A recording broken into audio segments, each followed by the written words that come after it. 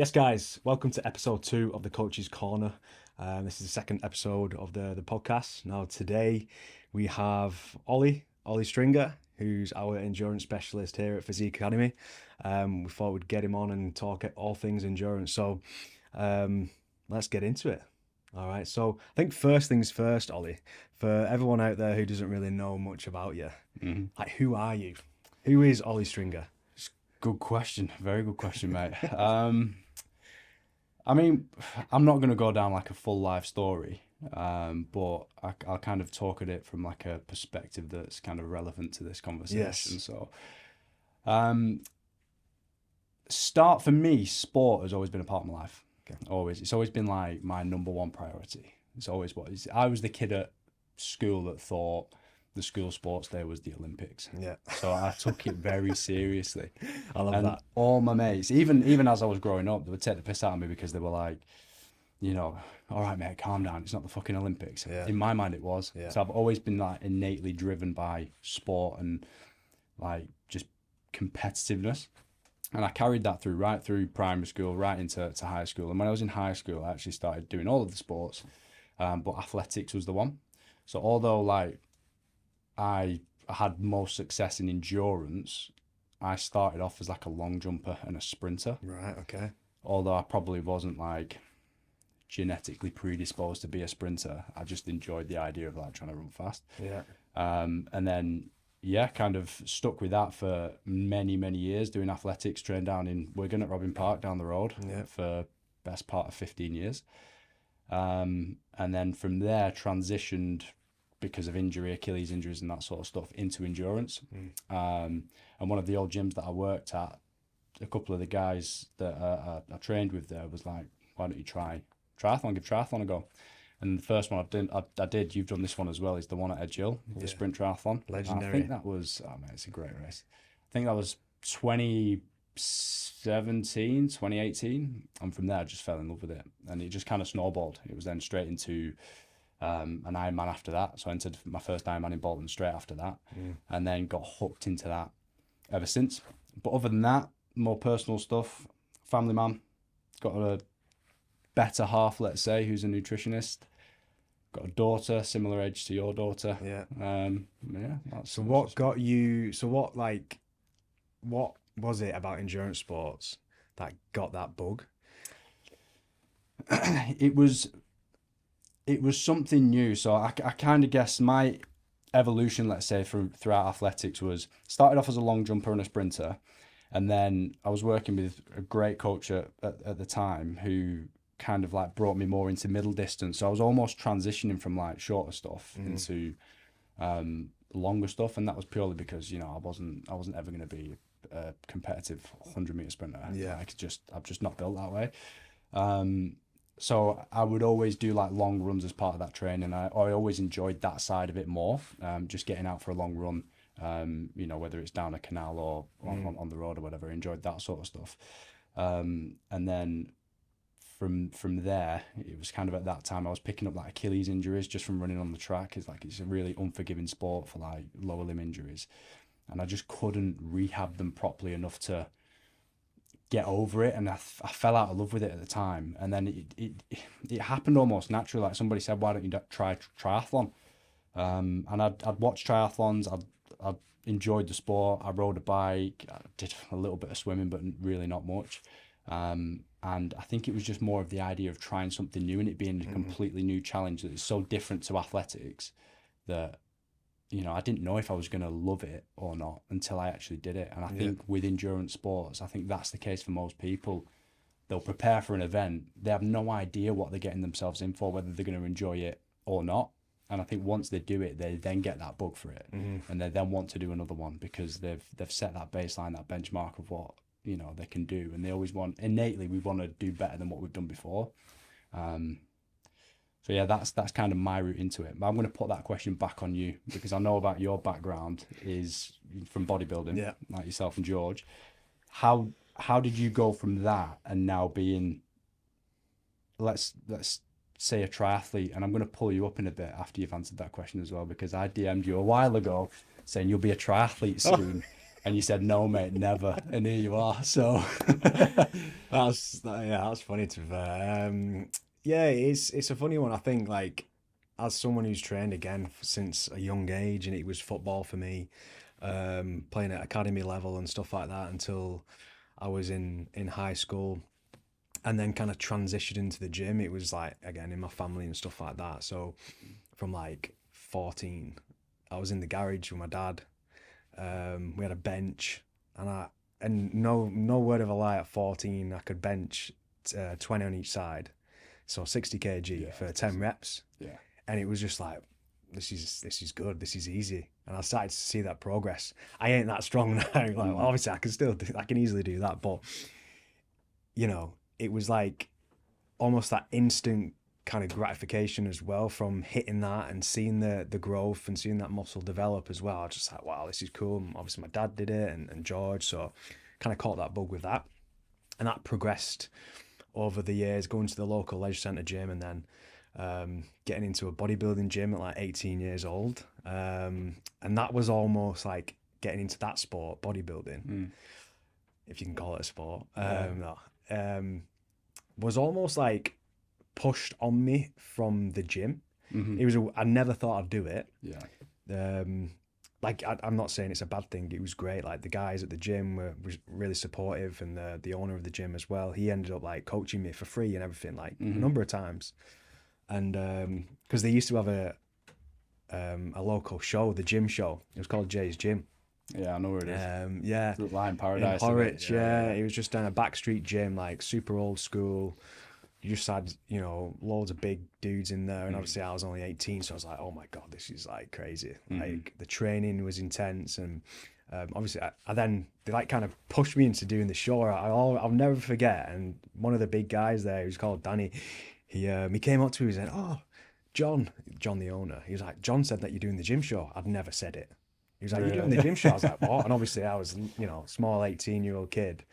And it was this big dude, and he was like, yeah, you're doing the gym show. I was like, okay. And then from that point, I think 16 weeks later, I literally went straight into a prep, off the back of John, the owner, doing it, like giving me the plan just on a piece of paper. Got shredded and did the first show. Like we did a couple of other shows as well for that season, and that was just it. And then for the next, I think it was about 5 years, I was competing then in bodybuilding. And again, it was that competitiveness I think I loved from a young age as well. Working, again in football and stuff like that. I used to do a bit of running and stuff at school. And I don't know, it was a weird transition from like 23, 24, 25, kind of transitioning out of that a little bit and not being as in love. Yeah. And I think it's a very lonely sport. Yeah. It's a very consuming sport, and it's almost, and I spoke to a lot of people who are in bodybuilding or have been, and it's almost like that's all you think about, right? And there's nothing else outside of it. You can't run. All you can do is either walk on a treadmill or go on a Stairmaster. So there's not much to it, like I'm not dissing bodybuilding at all. It's just like, it was something that I almost fell out of love with as a sport. Still train like that because I still want to look a certain way as well. I like to look like, a certain way. But then kind of as, I was getting into 25, 26, and then kind of COVID happened. Just before that, I got into cycling. My brother-in-law, he's a cyclist, and he was like, obviously I saw him going out, and he basically told me to get this bike, so I got a bike, and then I started cycling. We ended up going on a random trip to Mallorca, like after about a couple of months of cycling, having a bike. That is a baptism of fire into cycling. That. Yeah, a couple of months. It was straight to Mallorca. It was wild, and like obviously, we had the cream of the crop straight away. We had no idea what we were doing, so it was a bit of a joke, to be honest. But that again just sparked it, and then we saw all these cyclists out there and stuff like that. So I was like, wow, this is cool. So got into that, and then again COVID happened, everyone started running, so I kind of as well started alongside doing a bit of like home workouts and stuff like that. And it just progressed, and it was snowballing. I was like, right, I'm cycling, I'm doing a bit of running. I used to swim as well back in school. So I was like, let's do some swimming. Yeah. And then I think we ended up signing up to a race in Nantwich, is it called? Yeah, Yeah, did Yeah, that. just down the road Sprint, from me. yeah. Yeah. Did that with a few of my mates. I was like, wow, this is cool. And what I was going to touch on as well before, like, you know, it's like this competitive nature as well, and you're loving the progression that you're seeing. But also, the events are amazing, aren't they? The buzz, like this, it's just amazing being there. Like, it's not just triathlon; it's runs and stuff like that, and every sort of, you know, event. You develop like like a respect for people, don't you, Yeah, that are there? Like yeah, you respect everybody who's there yeah, because everybody is like either put in the work. Not everybody has, you know. Some people just sign show up up, to yeah, event and just show up. But you know, for the most part, most people have like put in the work. So it's just great seeing like different people, different ages, different shapes, different sizes, all of that exactly. sort of stuff. So it's just yeah, it is mega. And that's to say it's not just for the guys who are training every day, all day. You know, for No. years it's for absolute beginners. You know, to the guys who are really fast, and obviously, and that's what I saw. And it was like I did okay, like for my first one. And I was like, oh, you know, I really enjoyed that. Let's keep going with it. So, and again, it was that snowball effect, and again that competitive nature. I wanted to do better the next time and stuff like that. So, I did another one. I think it was the Edgehill one I did next. Yeah. Again, another sprint. And then the distance started to increase. I did the Southport, which is Olympic distance. And then I ended up doing one in the Lake District, which was like a 70.3 distance. Yeah. That was called Epic Man. I was like, I love this, and I love that distance as well. I really enjoyed that. So, you know, it was just that progression. But I think the thing for me was doing something new, doing something different, and seeing that progression. But also, like, it's a completely different way of life. You know, that fitness, and there's no better feeling than being as fit as you ever been. Yeah. Like you just know that you're like, wow, like I'm so fit right now. Yeah. You know, and it's a strange feeling, but you know that you're kind of moving in the right direction. Like every week there's a little changes here and progression here, and you know, and then you go and race and you're like, right, I beat my times before. And then, you know, as you progress, you start to look at positions as well, and that's what I then started to chase. And I was like, right, I'm coming top 10, you know, and I ended up winning a running race, and then I came fourth at the sprint triathlon at Edgehill as well. And I was like, let's keep going, let's do this. Yeah. And I love it.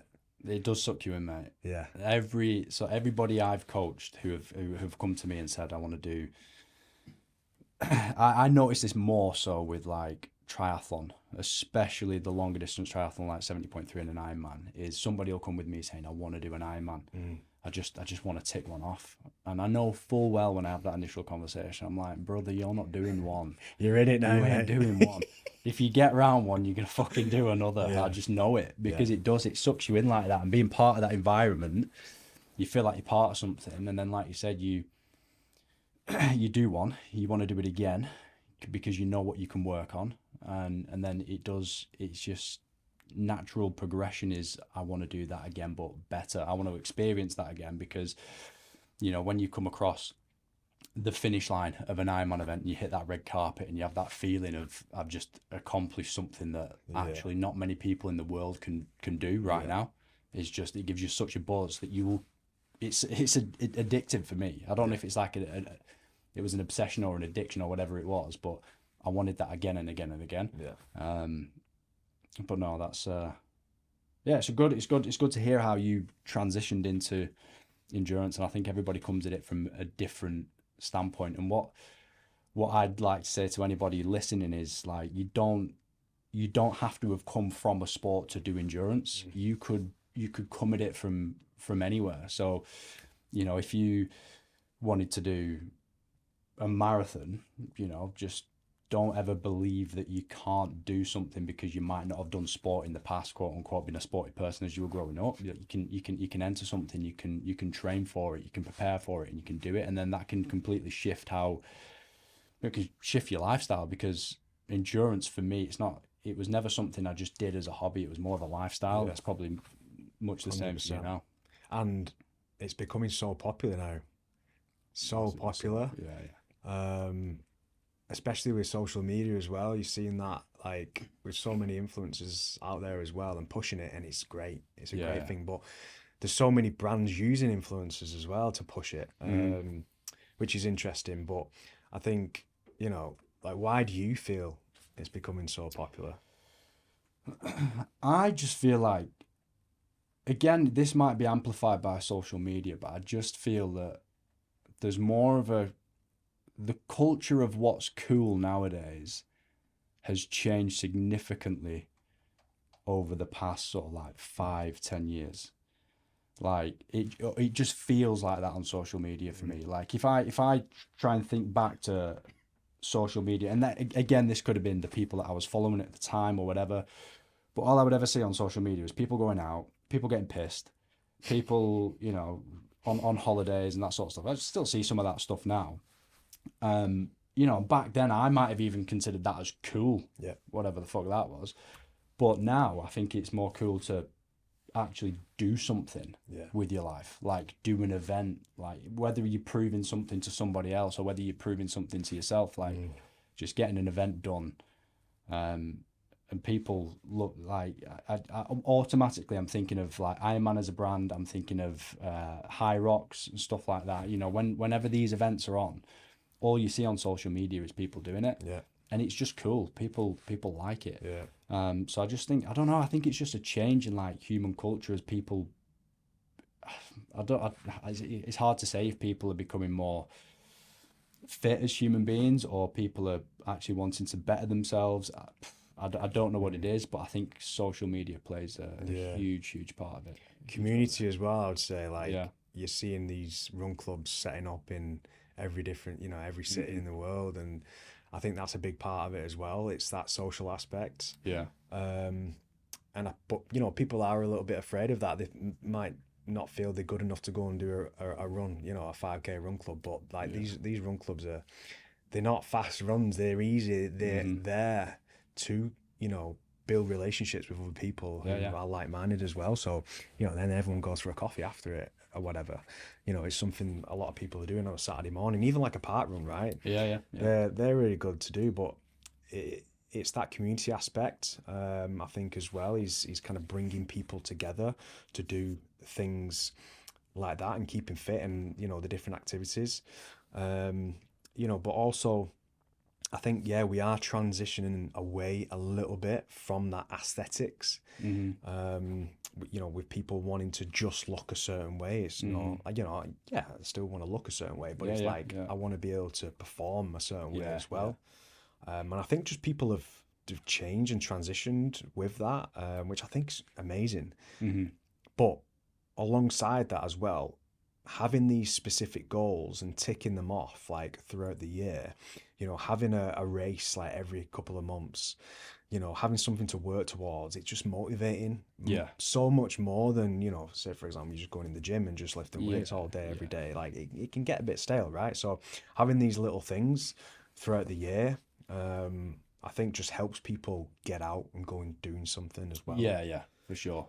Completely agree with that, because having an event on the calendar, like I say, keeps you motivated, keeps you accountable as well. Because come that event, like if it's a single, like a solo sport, with an endurance sport, whether it's a run, whether it's triathlon, like that event will expose you as to whether you've done the work or not. And that's kind of what I love about it, is who hasn't prepared for an event on a start line. Or people might overestimate how much preparation needs to be done before a certain event and stuff. So I would always encourage my clients, like even if they come to me and they've got like they've just got aesthetic goals in mind, I will always try to get them to have some kind of event on the calendar. So if they like doing a bit of running, it's like, right, well, let's enter a 5K, 10K, half marathon, whatever it is. And if it's somebody coming to me saying, I want to do, an Ironman or a half Ironman, I'm like, which one? Get it entered. Because as soon as it's on the calendar, that's the accountability there then. And like you will be exposed on that day if you don't get the work done. So it's pressure. Do the work, aren't you? So, but yeah. On that note, I think that's a pretty good segue into talking about kind of what, your goals are for this season. And we can talk about winter training as well, because we're in winter now. But just kind of thinking ahead of that, what is going to keep you accountable this winter? Like, what races have you got on the calendar for next year? Obviously, I know. The goal for next year in triathlon is to qualify for the Ironman 70.3. Yeah, baby. Yeah, that's the goal now. That'll be in Marbella in November. So I want to try and qualify to go there at the Bolton 70.3, which is in June, which I did this year as well. But obviously didn't qualify for it. But yeah, that's the goal. I just want to see kind of what I can do, and I just feel like right now probably not going to be, well, might do, but might not be in the. This might be the best opportunity to do it. Yeah. Got the time. I'm feeling good. I'm fit.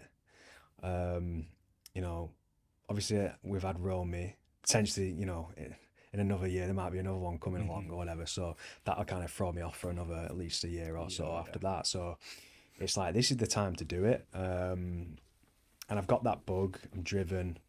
It's going to be tough. I know it will be tough, but I feel I can do it. I'm gonna, you know, if I put my mind to something. I've said this to you before. Like, I don't want to lock in too early, because I know that I'll like zone out from everything else. And even though it's so far away, I need to give myself a little bit of space before like I zoom in on it, and then it's just like go. And I know that I'll be able to, you know, I'll just tick them boxes. Yeah. And I'll try, you know, I'll get the job done.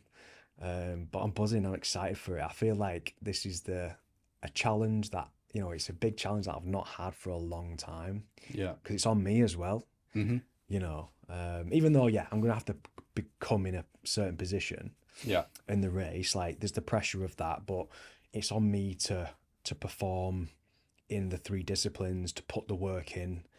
Obviously, I've got you in my corner as my coach now to be able to do that. And I think I've got that confidence to do it.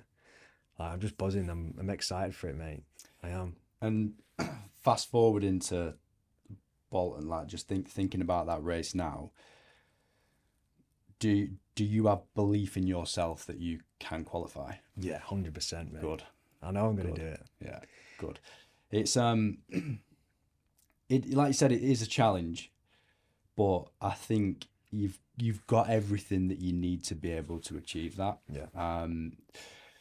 The interesting thing about endurance sport is, like, you never know what's going to happen on the day, so you can just best prepare for the performance that you can deliver. And we know that, you know, you're a pretty decent swimmer, pretty solid bike numbers, and we're a decent runner.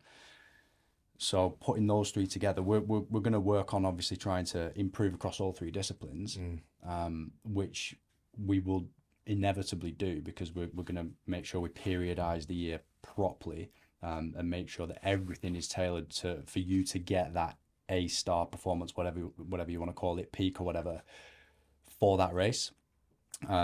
So how my question to you now, because obviously I'm coaching you now, I know what the mission is and what we're trying to achieve and what we're going to do.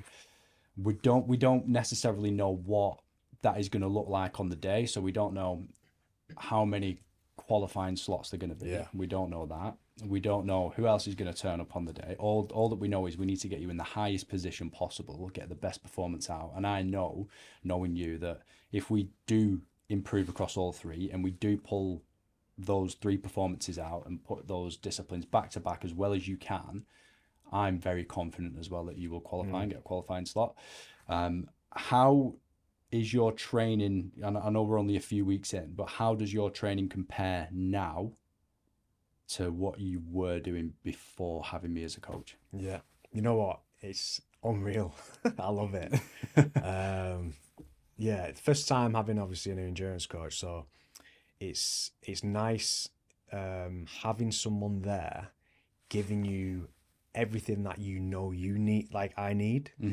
I think obviously doing it on my own in the past, like I had like certain sessions that I would do in the week, but there was no like specific kind of work to progress constantly throughout. I didn't go through specific blocks. I didn't even have a deload, mate. Never had a deload. I was more like, okay, I'll do my intervals. I know I need to, increase my VO2. I'll do my easy stuff, keep that base, build that base up and stuff like that. And then, in terms of cycling, I was doing like chain gangs and stuff like that. And I'd do a long, easy ride. So I was kind of getting that. My running again, I was injured a little bit, got injured again. So I was like, started doing fast stuff and then again got injured, so I was just doing slow stuff, so that was kind of on the back burner. Swimming wise, I'll be honest, don't really have the knowledge of that, and again that was more like just doing reps of hundreds and stuff like that, and then I'd maybe do like an endurance swim as well. I was only swimming twice a week. So now just having it fully structured, it's not only do I feel confident in that I'm progressing, but it's also so much more enjoyable. Yeah. And I think that's probably the biggest thing for me. It's just like I wake up, I'll look at my training piece and be like, right, I know what session I'm doing. It looks cool. Let's go and do it. Let's go and smash it and tick it off. Yeah. But also having like someone to bounce off. If I've obviously got any questions or need some support or whatever it is, obviously you're there to help me because I've got that confidence in yourself to be able to give me that. So like in terms of the training, it's just so much more structured, periodized, again compared to kind of what I was doing previously, which was kind of like basic, without having that aim progression on it to know kind of where I was going to get to in the end, really, mate. Yeah. And I think for like viewers or listeners or whatever, I'll give a bit of context into how I'm kind of structuring Harry's training for, the goals that he wants to achieve. So you mentioned like the training's periodized. So right now we're in a winter block. And basically the way I approach this with Harry, with any other coach, any other client is we map out the week. We kind of look at what the priorities are. And in life, for most people, it's work, it's family, and it could be the training and what they want to achieve. So it's piecing together a week that is suitable, it's sustainable, it's manageable, it's systematic, it's progressive in order for somebody to level up or get better. So with Harry, we've got you, including your 3 gym sessions, you're probably doing what, 14 hours? About 14 hours, yeah. Yeah, so you're doing over 10 hours of swim, bike, run across the week. Yeah. Right now for winter, that's great. And so the approach I take is we kind of do a reverse periodization. So what you would typically see from like a runner, for example, is they would use the winter to build up an aerobic base. They do lots of mileage, and then they'll try and get faster towards the race.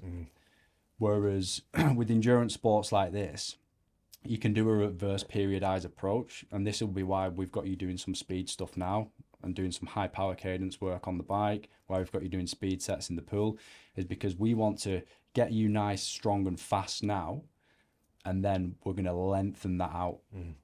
And then we're going to try and hope that come race day, you're going to be able to go fast for 4 hours, or just over 4 hours. Yeah. And the way that we're structuring that is we'll do a 3-1. So we'll do 3 weeks of build.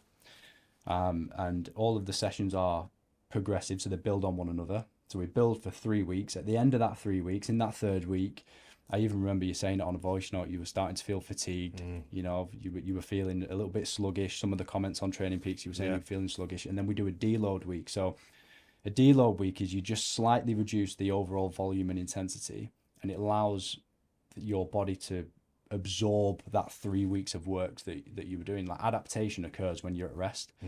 And if we just constantly build and build and build and build, the likelihood is we'll get injured. Yeah. And then we'll hit a plateau, and then we're wondering why we're not progressing. And it's because we've not taken recovery periods where we need to take recovery periods. So it's kind of like that, like climbing a mountain, you build for 3 weeks, you deload, you recover. You're not going to lose any fitness in that time. Yeah. But then you build again. Yeah. and then you recover and you build again. And you know, the bigger the base, the higher the peak, and all that sort of stuff. So that's kind of how we're periodizing it. Now, in terms of allowing or getting you to improve across 3 different disciplines, what we're not in this yet, but what we will do is we'll do blocks of certain focus points. So we'll do a bike block at one point where, you know, we know you hit a new FTP recently, over 300 watts in the 300 watt club. Yeah, baby. So we probably don't need to do that yet because you've just got an FTP, but we will eventually do a bike block where we might say, right, we're going to prioritize bike now for the next 4 weeks, 6 weeks, whatever it could be. And we'll try and bring those numbers up. We'll try and bring your bike strength up. Likewise with the running and likewise with the swimming, because you can progress at all 3 at the same time. But, you know, to unlock that next couple of % in performance, you have to put kind of not all of your eggs in one basket, but most of them in one basket. And then you can focus on something else. And once you've unlocked that next level of fitness, you're not going to lose it, providing you're still doing sessions to maintain it. Yeah, you mentioned that, and I was like, that actually kind of makes sense. To kind of get to that next level, sometimes you've got to just, like you said, you've got go to do all what in the on body that. is not used to doing. Yeah. You know, if you're doing 3 bike sessions per week, you're on the bike 3 times a week, you'll get to a point where that is normal. That's no new stimulus for your body. So you'll be comfortable with it. You'll not unlock any new gains from that. Whereas to take it to that next level, we might have to do 4, we might have to increase the volume, and that's going to allow you to step up a little bit. But then you'll hold that afterwards. You can drop back down, but you'll hold it. You've unlocked that level of performance. And it's the same with the swimming. It's the same with the run, providing you're doing the right stuff and you're working in the right sort of training zones as well. Yeah, that's something I've never done before. I've always gone, oh no, I have to get 3 sessions on the bike. I have to do 3 runs. I have to do 2 swims, whatever it is. And I always keep it like that. I've never done more of kind of one. Like potentially cycling, I've done a little bit more of like just enjoyment wise. But yeah, specifically to try and get to that next level, I've never done that. So I'm interested to see kind of how that works. Yeah. And to see that happen is we'll do tests. So you've now done 2 tests, and again for people watching, like we will test where Harry's at or any of my clients are at certain points of the year. So I'm going to take a triathlete here as an example, and Harry is a triathlete. So to test the swim, we can do time trials in the pool to see how he's progressing. And one of those is looking at critical swim speed, or CSS for short. So what we would do is we'd do a 400 meter time trial in the pool, and in the same session we'd do a 200 meter time trial in the pool, and then from those 2 splits, those times that he has swam those distances in, we can work out his CSS pace, which for you worked out at 140 per 100 meters. Now that's equivalent to your threshold swim pace. So you can anyone can run faster than threshold, they can bike faster than threshold, they can swim faster than threshold. So that's not saying that is your max speed, but your training zones and your speeds are built around that. On the bike, it's doing an FTP test, but FTP test is kind of like you take the number with a pinch of salt, because more often than not, you'll do that in a controlled environment, indoors, on Zwift, you know, and you'll prepare for it and you'll push numbers. So an FTP test, for those who don't know, there's different ways of testing it, but it's basically the highest amount of power you can push over a certain period of time. Often in a test, it's 20 minutes. And from that, we can calculate your threshold power. So if we were to do a bike block with Harry, we would like to see at the end of that bike block, we'd do a threshold test, and we should see those numbers increase. And then from there, your training zones increase, and then you're training at new threshold values or new training zone values. So that's how you kind of unlock that next level of progression in endurance sport. And running works the same. We might do a 5K test, for example. Just try not to do it too quick, because then the rest of your training is really hard. Yeah, it's not good. Yeah, testing weeks, it's horrible. Usually you would do them all in 1 week, but you know, I've done that quite a lot in the past, and it is horrible. But everything else like accounts for it. Yeah. So everything that is your intensity for the week. Yeah. Whereas everything else a bit around that is built. It's just nice and easy. My friend, he did an FTP the other day, who I cycle with, and he was like, he got a new FTP. And he was like, yeah, and I've started doing some workouts. They're just too hard now. I was like, that's what it's supposed to be, mate. Yeah. It is grim. You got to get used to it. But, you know, and FTP is not everything. Like, watts per kilo is the number you kind of want to look at, really.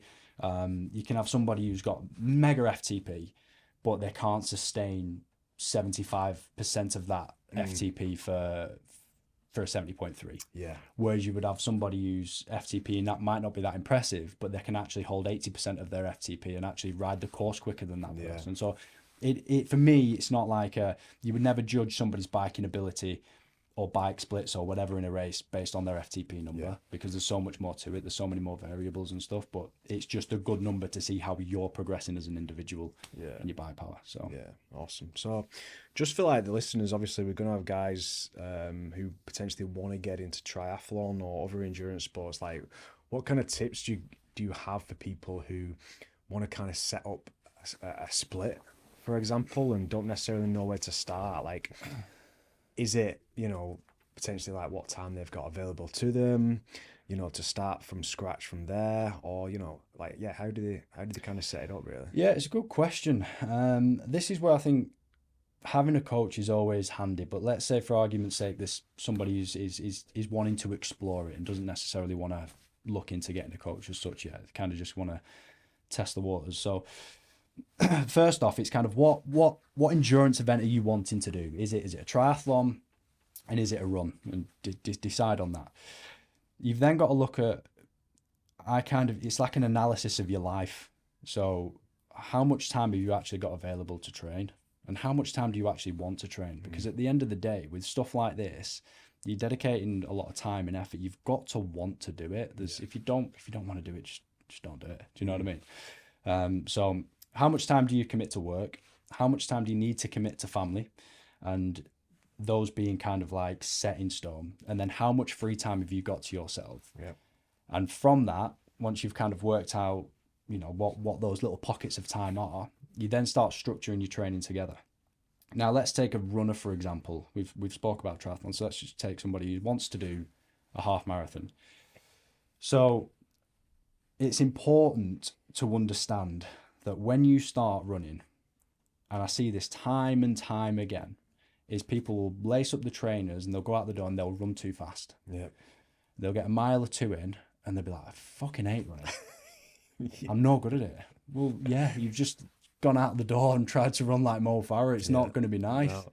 You know what I mean? So I think that's where a lot of people go wrong. And when people say, I hate running, like, it's just like, we're human beings. Like, our ancestors had to fucking chase down fucking lions, wildebeest and shit to survive. Like, you're built to run. Yeah. But it's because they don't go about it in the right way. So with endurance training, there's the 80-20 rule. So 80% of your training needs to be very easy work. Super, super easy. And that, for most people, and I put it in the terminology of go out, lace up your trainers, go for a run, but make it a shuffle. Make it like a grandma or a granddad shuffle. Then you're going to be in like zone 1, and the likelihood is you'll be able to run a few miles doing that. Yeah. And you will get progression from that, So if 80% of your training is nice and easy, that's enjoyable. Lacing up the trainers, getting out the door, getting in nature, going out for a run, getting back, feeling good because you've done something fantastic. To develop the other end of it, so the 20%, you're going to have to work hard. You want to do like interval-based sessions, threshold-based sessions. So you're actually, you're building the range of zones that you've got to run with them basically. So it's piecing together a training week that's not going to kill you, that's going to be systematic, progressive, hard, challenging, but it's something that you can stick to. So for somebody, 80-20 might be, I'm going to do 5 runs this week or 4 runs this week, and three of them are going to be easy, and 2 of them are going to be either a threshold session or a tempo session, and just take it from there. But don't try and do too much too soon. Start off, even if it's 1 run, 2 runs, 3 runs, and the kind of general rule of thumb is each week just increase your mileage by about 10%. Yeah. So if you've got a marathon on the books, a half marathon, whatever it is, get that entered, count back the weeks that you've got available, and then start working out, how much mileage do I need to be running on a weekly basis to give myself confidence that come race day, I'm going to be able to actually finish that race. Because for some people, it's not about competing, it's about completing a race. They don't necessarily want to race it, they just want to finish it. Yeah, let's talk about that. What's the difference between the two then, really? Yeah, so I'll have like some of my clients they'll come to me, we'll have that initial conversation about like doing an event. And I don't know where half the time they've plucked this number from, but they'll be like, oh, I want to do it in this time.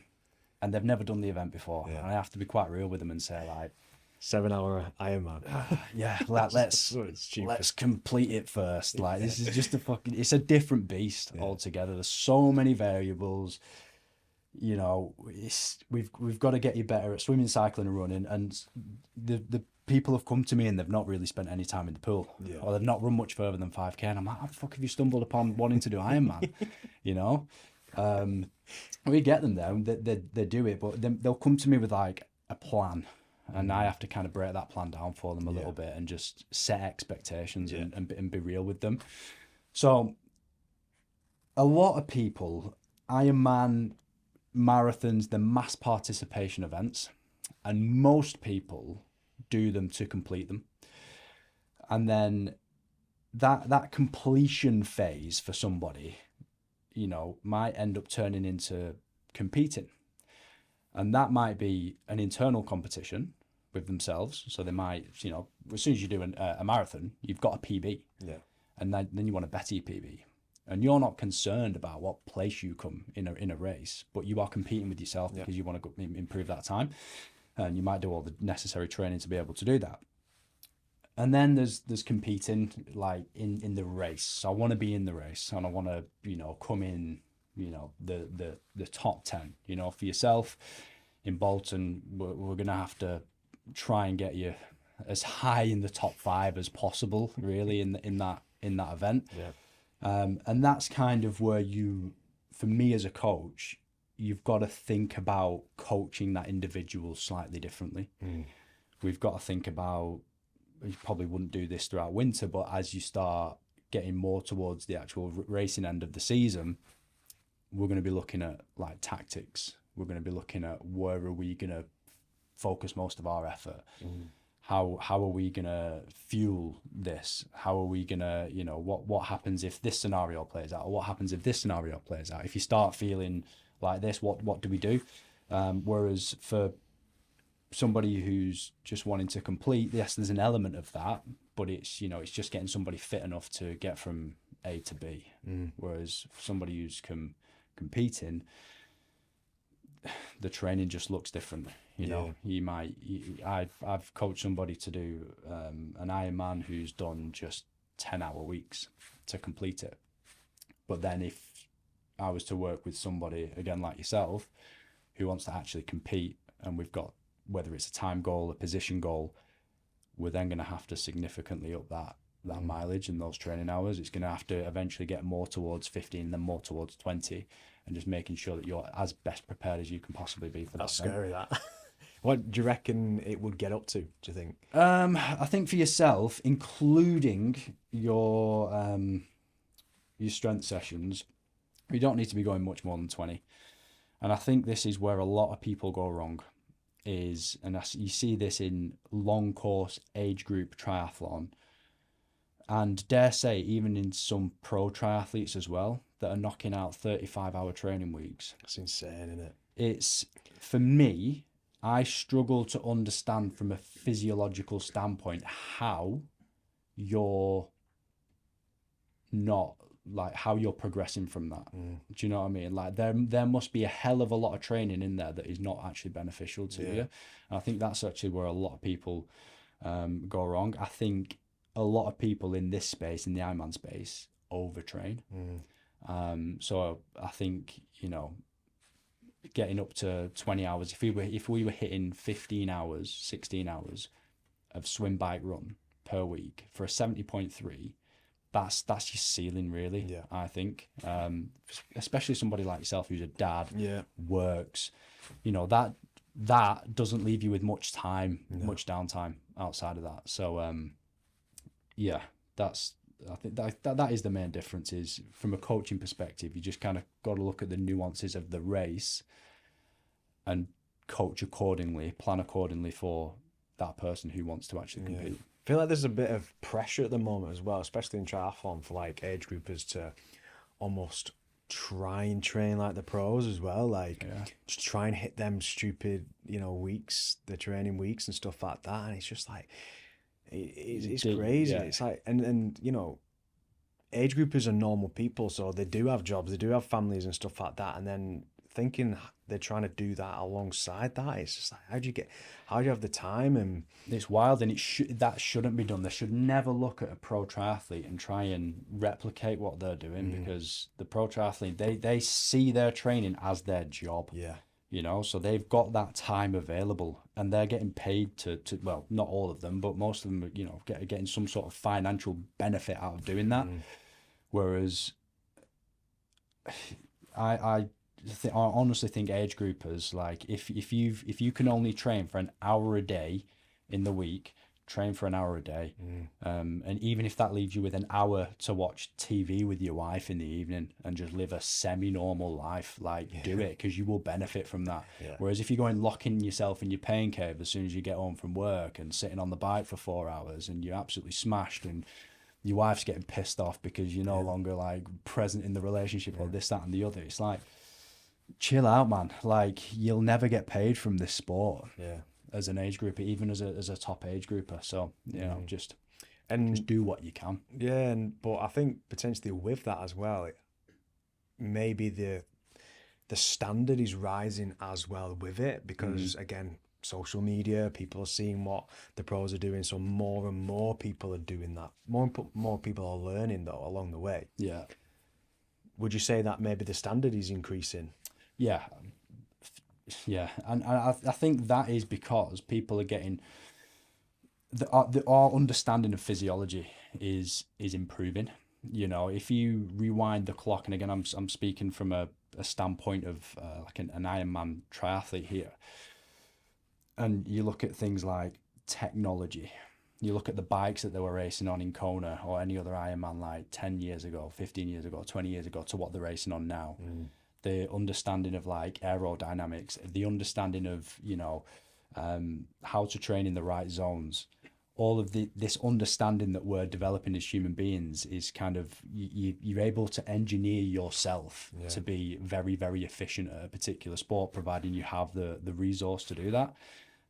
So I think it is just, the sport will always progress in my opinion. Kipchoge says it, but I'm going to counteract it. He says, no human is limited. Physiologically, we are limited.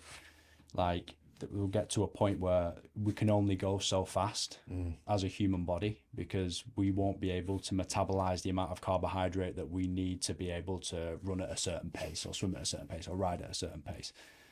So we are limited, but technology is moving on so much. Super shoes, carbon plated shoes, like all sorts. So the sport is moving on. The understanding of the sport is moving on.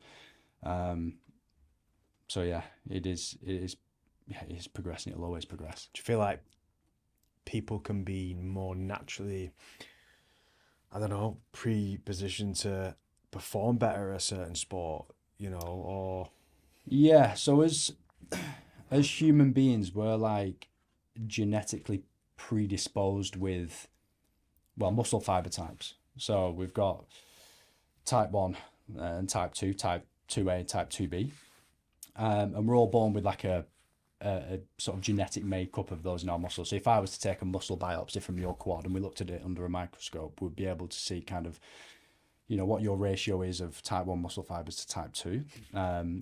We could do the same with me, Yeah, get the microscope and just start pulling from the camera. That'd be an interesting podcast, won't it? We could take some muscle biopsy, guy.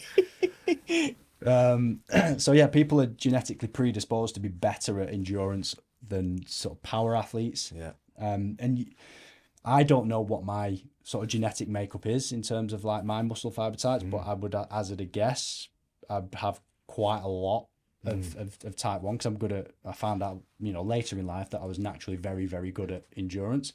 So those type 1 muscle fiber types, they're very dense in like mitochondria. So yeah, somebody could be naturally better at endurance, let's say, because of the makeup, Yeah. let's say. Whereas somebody might be better at power-based sports Yeah. because they've got, you know, more type 2 fibers than type 1. So, but then, you know, you might have somebody who's born with the perfect sort of genetic makeup to be the next best, you know, the next Kipchoge or the next Yamfredine or whoever it is. But you'll never see that because lifestyle choices, they never tap They into don't that choose to do potential. it. It's an interesting one, that, isn't it? It's similar with obviously bodybuilding, like, you know, very much a genetic game, and there could be someone out there who could literally be like beat everyone easily, Yeah. but they'll never know because they've never picked up a dumbbell. Yeah. for And all they need example. to do is just train in the right way. Yeah. And like that's, you never know until you try. There's always someone genetically better than you, I feel, as well. Like, and again, you know, touching on bodybuilding, because I was so into that, I very much saw that. And like, say, for example, my brother George, like, it was almost just like yeah, I'm not saying he didn't train hard or anything like that. He trained really hard, but he just grew, and like how his muscle looked as well versus like what I was doing. I was like, I just can't grow like that. I'm not as strong as that. Yeah. You know, I was speaking to a guy I was telling you before last week who he just had like, he was just so strong, even though he doesn't necessarily train that much. He was in the gym benching over 3 plates, Yeah. you know, and he doesn't do much. He's just naturally gifted in that Farmer way. boy strength. Yeah. I was going to call it something else, but I didn't want to bring it up. Keep it clean. Yeah.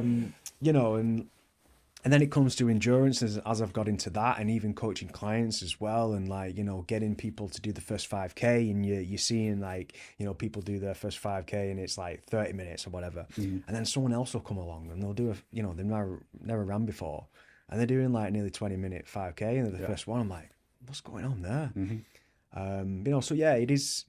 Genetics are a big part of it. Yeah. But don't rely on it, I guess. You No. know. And muscles, like, although you can't change your genetic makeup, you can't change the ratio of type 1 and type 2 muscle fiber types. Yeah. You'll always have the same amount, but you can develop them, you can improve Yeah. them. Like, it's called muscle plasticity. So like your muscles will change depending upon the stimulus and the environment that you're in. So this will be interesting with you now because you're coming from like a bodybuilding background. You know, you've got quite a lot of muscle mass, and you're training to hold your shape. Yeah. So you're doing what's your Doing lower, lower upper, then full body. lower upper full body to maintain your muscle mass? If you didn't do that and we were doing this and we were doing 15 hours of swim bike run, like you would look much different come race day to what you would do now. Just because your muscles will just adapt to that style of training, you know, but you're able to keep that muscle mass by keeping that in there. Wither away. You'll wither away, mate. That's why I've lost a lot. I've yeah. lost a lot since obviously I did it. I won't say a lot. I feel like I've definitely lost strength. Yeah. But in terms of how I look, I wouldn't necessarily it's been that much. But I feel like training as well is actually helping me a little bit in terms of just keeping, you know, that strength, power, and also a little bit of injury prevention as well. Especially with the leg stuff. Yeah. And I think that's what a lot of people forget about, don't they? Especially in endurance sports, they forget to neglect it. hit the gym. It's so important. Like strength and conditioning is an as important part as your swim, bike, run, recovery. Yeah. Like treat everything as equal, you know. So yeah, a lot of people overlook strength and conditioning, but it is super important because more for injury prevention, but you can unlock a hell of a lot of endurance benefit by lifting weights. And a lot of people, even some of the clients that I've worked with have said like, is it important? Should I be doing this if I'm like training for an Ironman? Yeah. It's like, well, yeah, because, you know, if we can develop the maximal strength of your muscle, then in turn, in an endurance sport, that's going to have a glycogen sparing effect come, you know, the latter stages of a race. Yeah. Your form's less likely to break down because you're stronger, so on and so forth. So, super important part that people overlook. Also, something else that people overlook, nutrition. True. The fourth discipline, did you call it? Yeah. Yeah, a lot of people overlook that. Nutrition It can be the reason why you don't finish an Ironman. You know, you cannot finish an Ironman without fueling yourself. And likewise with, you know, a marathon, or you're significantly reducing your performance potential by fueling incorrectly or not fueling at all. So like you've just mentioned it there, in triathlon, in long course triathlon, we call it the fourth discipline because you have to get it right. And I'll talk through kind of like my own experiences here. When I raced in Kona 2 years ago, I was consuming 120 grams of carbohydrates per hour on the bike. And if I hadn't have done that, that would have been very, very like detrimental to performance, because I was You're in a ditch on the side of the road. Yeah, and I was almost in a ditch on the side of the road anyway, regardless of that. So you have to, the body's preferred and first fuel source is carbohydrate. So in long distance endurance events, you've got to do a carbohydrate loading protocol. Not always necessary, depending on the distance of the race. So you don't really need to carb up for a 5K, for example. But for anything like half marathon, maybe you do a bit of a carb up, not a massive like 48-hour carb up. But for 70.3 marathons, full Ironmans, you need to do a carbon protocol to fill your muscles, your liver with glycogen. And then you need to keep on top of that throughout the race. So, and this is something that we'll start working on with yourself when we start getting into, you know, we're probably into 2025, is we'll start to use the fuel that you're going to be using on race day in training. Yeah. Because to take on, you might not need to take on 120 grams of carbohydrates per hour. It might be 90, it might be 100, it might be 80. But to do that, you need to train your gut to be able to deal with that. And you have to train it just like you train the bike and the swim and that sort of stuff. So a massive rule, and this is, again, I see this at events, especially when you go to like an Ironman Expo and you've got every Tom, Dick and Harry giving out a gel or giving out the next best carb drink mix, and you know, you'll see people go and put them in the bottles for the race and they've never fucking trained with it before, and then they have GI issues on the run of the event. You've got to train your gut to be able to deal with that amount of carbohydrates. And for somebody, there's no kind of like golden rule is like you would need this amount. What we would essentially try to do is get you to take in as much as you possibly can and feel comfortable. You know, and it's kind of like effort level related as well, because if you're not operating at a certain intensity, you might not be burning through that much carbohydrate. Whereas if you're, we hope, going to be kind of going for it on the day and operating, you know, burning, you're going to be burning through a lot of carbohydrate. So we need to replenish that so that your performance doesn't dip. I think I did 100 an hour on the bike Bolton Ironman, and then I think I did about 80 on the run. But I felt under fueled. So at the latter end of the ride, I felt myself like dipping. I'm very much someone who's very aware of my blood sugar dropping. And I've struggled with that in the past for a long time with like bonking. In cycling you terms, feel it. It's blood sugar dropping. You feel it. Your concentration starts going and everything. It's really, it's I get really cold weird. sweats, and as soon as I start to feel it, I'm like, right, okay, something's going on, and it's almost like something triggers in my head as well. I'm like, I know it's coming. And it's not a fatigue. It's not a muscular fatigue thing. It's just blood sugar just dropping out of me. And I've been to the point where they like nearly passing out and stuff like that. And you know, I'm not like physically tired. It's just as soon as my blood sugar drops, I can't do anything. But then as soon as I take some in, sweets or whatever, I'm like, whoa, I feel alive again. It's insane. That's your fuel, mate. It is your fuel. Like you just need it. And alongside that is the hydration as well. And that's something we'll look at as well. We'll have to do a sweat rate test with you. So it's very, very simple. We just use your turbo and set a weighing scales. Just sweat, And we just sweat and just weigh and see how much, you know, sweat you've lost, see how much weight you've lost on the scales across the course of an hour. If you've just done an hour's turbo session, that gives us an idea of how much sweat you're losing. and let's say you drank 500 mils whilst you're on the bike, then we need to make sure we account for that as well. And that will give us an idea of a sweat rate. Obviously, we can't control all the variables, like the conditions of what the actual race day might be, for example, if it's going to be hot, if it's going to be cold, those sorts of things. And yeah, alongside that is working out approximately how much electrolytes you would need as well. But that's so individual anyway. So that'd be another thing that we come on to. Awesome. So something I wanted to touch on as well is like kind of setbacks and like things that could potentially happen throughout someone's training process, because you know injuries do happen, don't they, or Part of the sport. whatever it is, and it can be difficult. And I think for someone like yourself who's probably had one of the biggest setbacks, you know, and something that's been life changing, mate, it'd be interesting to understand like how you've personally dealt with that in a way that might be able to give some people some advice, really, mate. Because obviously, you know, for people who don't know, Ollie has a heart condition. Which, when did it happen originally? Beginning of 2022, it started.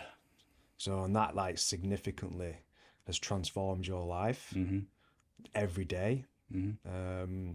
Sadly, but like I feel like obviously from speaking to you and knowing you, I feel like obviously when it kind of obviously happened back then, it was a little bit different to what has happened more recently, where it really has kind of been set in stone and things have definitely changed. But now coming kind of, you know, out the other side of it a little bit, I've definitely seen like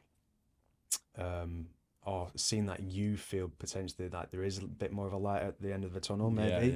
Yeah. But yeah, just be interesting to understand kind of, you know, maybe give the guys and the listeners an understanding of what actually happened and like what's happening now and how, you know, any advice you can give to someone, really. Yeah. Well, first off, it's you touched on it. It's just worth saying that setbacks do happen. They're part of the game, and they should never ever discourage you from trying to achieve what you want to achieve, or they shouldn't be a demotivating thing, because I always saw them, apart from obviously the heart issue, as a silver lining. It gave me an opportunity to work on weaknesses, work on other parts of your life, and I think everybody else should go in with that approach. But yeah, from personal experience, so back in 2022, it was the end of 2021, COVID was obviously still a big thing, and I was training, you know, for, I can't even tell you what races I had going on back then, but I was doing Ironman training.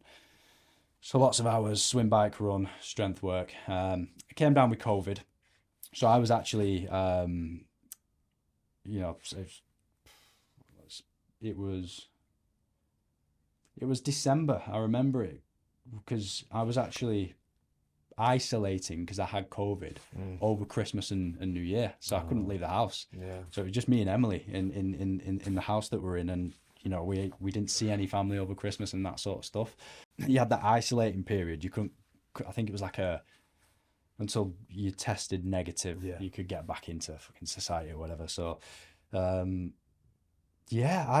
honestly I didn't have it bad. I didn't have COVID bad. Like I had one bad day where, like, Emily was just like, just go to bed because you're shivering. You've got, you know, you've clearly got like COVID, and it's you know, it's beating you at the minute. So just go to bed. And it was like literally one bad day. The rest of it was just frustration that I was testing positive all the time. And I left it about a week after that. There was obviously guidance around, you know, don't go back to like intense exercise and stuff because you don't know kind of what the damage was done. But I didn't feel bad, so I left it a week. I did a couple of easy bike sessions. My heart rate was all in normal ranges, and I thought, right, okay, I'm fine. Let's just go for it. And I had quite a tough bike session. Can't remember specifically what it was, but it was pushing like high power, like, you know, for short intervals, like 400 odd watts or whatever. So the heart rate was constantly going up and then coming down, recovering, going up, coming down. And then I remember getting to the end of like the second set or whatever, and I sat up off the bars because I was doing it all in like the aero position, and I just felt really weird all of a sudden, and my heart rate was fucking racing, mate. It was through the roof, like, but not beating like a fast, like normal rhythm beat, because I know what that feels like. I'm used to operating at that level. And before I knew it, mate, I was like collapsing off the bike, and Emily was on the bike next to me. She was training, doing a similar session. and she thought I'd just gone too hard. And I just remember kind of like, I don't know if it was like army crawling or whatever, like to the bathroom. But I remember feeling like I couldn't really get up, and I was like, my arms, the feeling in my arms had gone, legs had gone, and I kind of like tried to shout for Emily, and she came in and she put me in like this W position where you put somebody in if you think they're having a heart attack. But anyway, ended up in hospital, had all these tests done, and they were like, right, yeah, you know, if you were 50 years old, we'd said that you've had a heart attack. We don't know what this is, but that by that point, my heart rate had gone back to normal. So they'd done all these tests and stuff, and they found out that I had something called myocarditis, which was given, you usually get that through a viral infection. So they were saying, obviously, you've just had COVID. It's likely that's giving you myocarditis. You've then gone and pushed yourself too hard. You've gone into some sort of irregular rhythm. We don't know what it is because we haven't captured it on an ECG. So all sorts of tests. I had like angiogram tests where you're wide awake and they put a wire in the artery into your wrist and feed it into your heart, and you know, squirt dye into your heart to see if there's any blockages and all of that sort of stuff. And everything came back fine, and they just said, you know, just take it easy, don't do anything crazy for the next few months. Let this inflammation of your heart, that's what myocarditis is, just inflammation of the heart muscle, let that go down and then gradually reintroduce sport. For the next couple of years, these rhythms just kept happening though. And there was nothing in particular that would trigger it, but I would always tend to be exercising when it would happen. So it happened a couple of times. It was just getting very frustrating as to why this was happening. I had absolutely no idea. But even from then, like I raced at the Ironman World Championships after that initial, you know, issue. So I thought that this wasn't anything like serious. Yeah. Like there's obviously like some irritability in the heart there, and I don't know what's causing it. But then anyway, like started working with like a sports cardiologist who's like, you know, I think he's the sports cardiologist for, it's either City or United, and the cardiologist for British cycling and mass participation events like the London Marathon. Like he's a top dog. So I was in good hands. And then more recently, you know, I was getting back to racing and stuff and trying to just get going again, because I had this stagnant period from Kona up until, well, even now of like no racing, and it was frustrating. And then when we were out in Lanzarote, like the most opportune time for something to happen with the team, we're all in Lanzarote just having a good time. Wasn't actually training when it happened. My heart went into this rhythm, and usually when it's gone into that rhythm in the past, it would stop after like 20 minutes and it'd go back to normal, and I would feel really grim for a few days after that. But an hour went past and it was still, and when I say my heart rate is fast, like it was over 200 beats per minute, you know. It just wasn't settling down, and I was speaking to Emily in the room saying like, panicking basically, like something's happening, it's not stopping, I'm worrying this time. I remember even speaking to you and George. And George came up to the room, and then we had to get an ambulance. So ambulance ride from Lanzarote, Club La Santa to the hospital was, I honestly thought I was going to die on that ambulance. I was trying to keep it really, really cool around people and just not make it. Yeah, I said you like me. You were so calm, and I remember just thinking like, this is so scary. Yeah, because I put George's Apple Watch on and did the ECG, and it was at 208 beats per minute, and it had been like that for 3 hours. Sat down, wouldn't you? Yeah, wouldn't do anything. Yeah.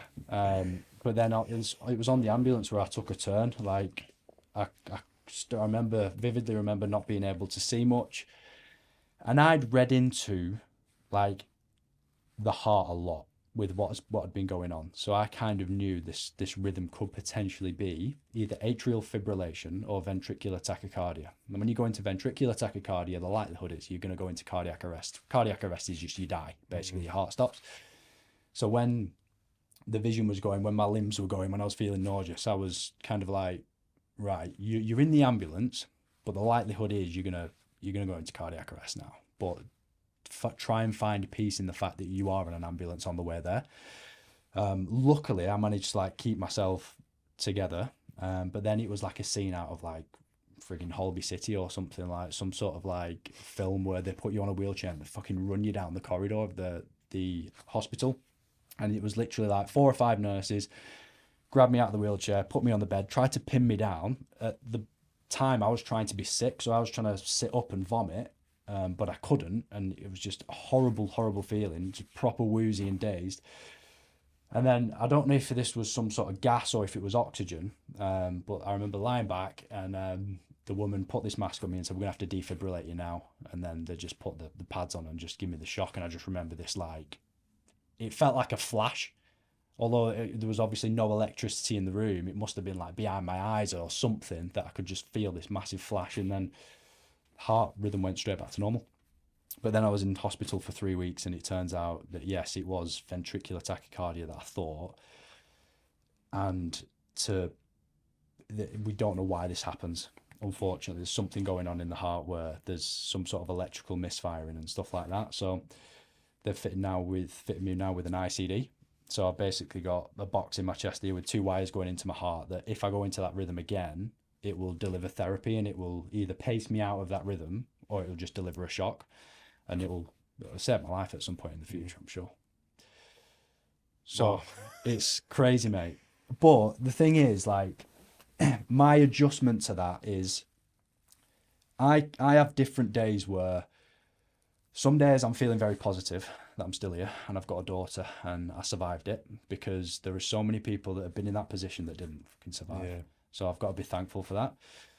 But there are some days where, when I start thinking about sport, when I start thinking about myself racing, knowing that I was so far off my potential, like so far off my potential, and that has always been something that's like not worried me, but like something I've not accepted of myself, is I'm scared of never reaching my potential in something. I think it's a lot of people waste their life in not trying to pursue their potential. Mm-hmm. So when I think I never reached mine in this particular area, that can get me down sometimes. Yeah. And it's like, I know where I could have taken this to. I'm not saying I could have been a pro or anything like that, but I like to think I could have won age group races and stuff like that. I'm very confident that I could have done that. So yeah, it's setbacks are, I guess the whole long story short is setbacks are, I've got one of the biggest setbacks that anybody can ever have to deal with. So whether it's like an Achilles injury, a knee injury, or any sort of injuries, like these are superficial things that you can get over in time, and they are just part of it. Like anybody who's signing up to Physique Academy, whether it's a transformation, whether it's to do an event, whatever it may be, come on board expecting to get injured at some point, because it will happen. And the thing is, when that happens, don't run from it. Don't run from it. Go harder. Yeah. Work around it. You know, if it's a lower limb injury, work your upper body. If it's a running injury, work on the bike, work in the pool. Just by any means, just keep going, because if you quit at that first sign of injury, you are a quitter. Yeah. Like, you will quit in everything that you do. If there's the first sign of adversity comes your way, and the first thing you're thinking of doing is backing off and running from it, then you're never going to achieve anything. If you quit the first time, it's going to be so much easier to quit the second time, and then you're just increasing that and increasing it. Yeah. You've got to fight it, and it's like a crazy story, man. It makes me feel like I'm getting like shivers, like thinking about it again. It's crazy to think what happened, but I think, like, for you now, like what are you doing? Are you doing little bits or? Yeah. So the thing is, with this ICD, I've got to see this as something that's going to allow me to live as a normal life as possible, and not something that's like a limiting thing. Well, a lot of people who have these, and I'm part of like ICD support groups and that sort of stuff, they struggle with like weight gain and stuff, because they've got this perception that they have to be very, very careful with what they do. But this is here to protect you and to help you live as normal life as possible. And I'm still working with my sports cardiologist, and we're back to jogging. We're back to being able to sit on the bike.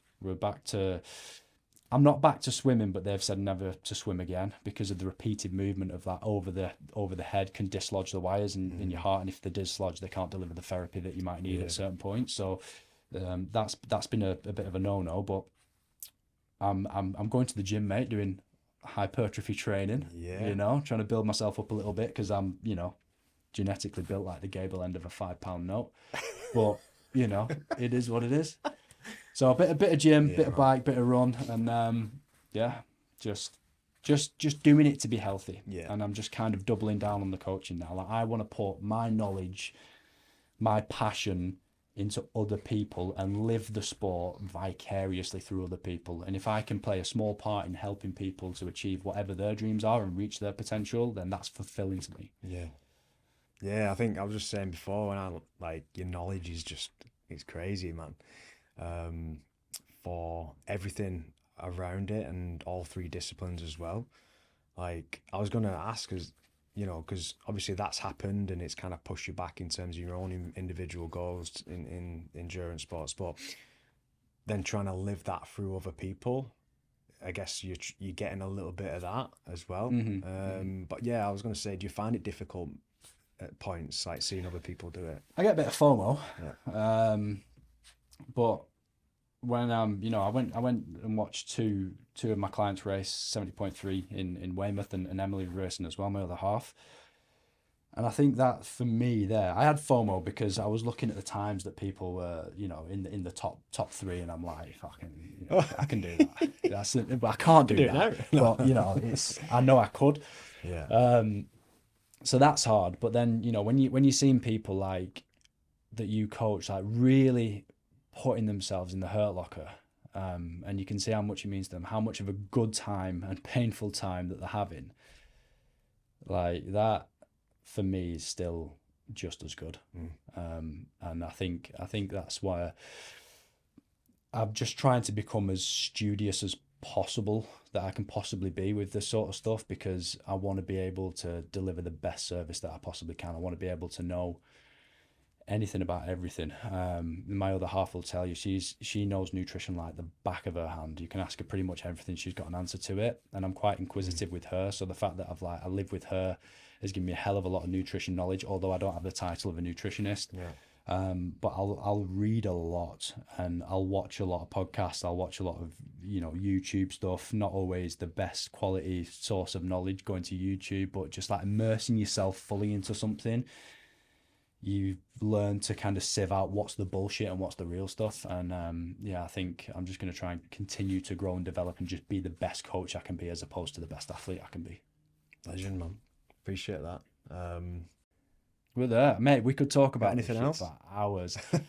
Hours. We could. There'll be a part 2 of this at some point. Yeah. I think that'll be interesting. I think when we're a little bit closer to your race, we can do it again, and then maybe we can do something similar after you've done Bolton, and see if we actually managed to hit that. That'd be cool. Well, hope you enjoyed it, guys. Thanks for listening. I'm sure there'll be another one coming out soon, but don't forget to like, comment, and subscribe. See you soon.